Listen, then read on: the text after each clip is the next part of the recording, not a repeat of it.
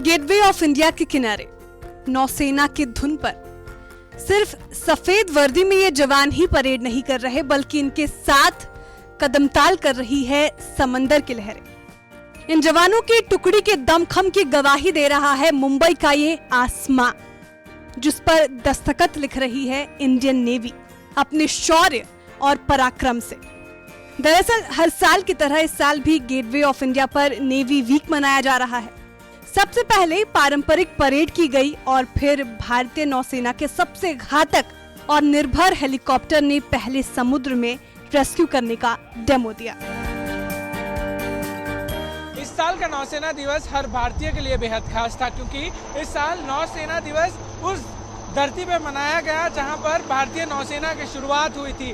इस साल नौसेना दिवस सिंधुदुर्ग में मनाया गया, मगर हर साल की तरह पारंपरिक तौर पर एक बार फिर नौसेना वीक मुंबई के गेटवे ऑफ इंडिया पे मनाया जा रहा है।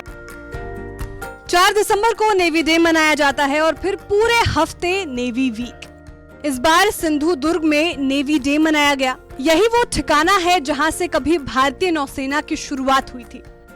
वैसे माना जाता है कि देश की पहली नेवी छत्रपति शिवाजी महाराज ने 18वीं सदी में बनाई थी, जिसे मराठा नौसेना का नाम दिया गया था। तथ्यों के मुताबिक उस नौसेना का संचालन महाराष्ट्र के सिंधुदुर्ग में राजकोट किले से ही किया जाता था। जहां तक बात 4 दिसंबर से जुड़े इतिहास की है, तो आपको बता दें कि 4 दिसंबर 1971 में भारतीय नौसेना ने ऑपरेशन ट्राइडेंट लॉन्च कर पाकिस्तानी नौसेना को जबरदस्त नुकसान पहुंचाया था। भारतीय नौसेना की इस कार्रवाई के बाद 1971 में हुई लड़ाई का पूरा रुख पलट गया। साल भी हर साल की तरह यहाँ पर हर तरीके से सारे ऑपरेशनल डेमोन्स्ट्रेशन के साथ नौसेना वीक को मनाया जा रहा है।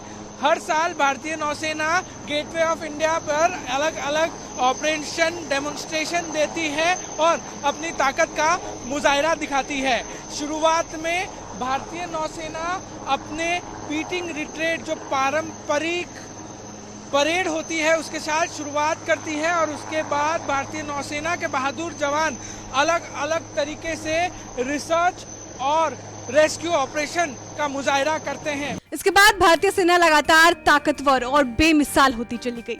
इतिहास के आईने में देखें तो फिलहाल हिंदुस्तान की नौसेना सबसे शक्तिशाली रूप में दुनिया के सामने है, जिसका मुकाबला करना कई देशों के बूते के बाहर की बात है। यही हिंदुस्तान की आन, बान और शान की नई पहचान है। मुंबई से पारस दामा, भारत तक।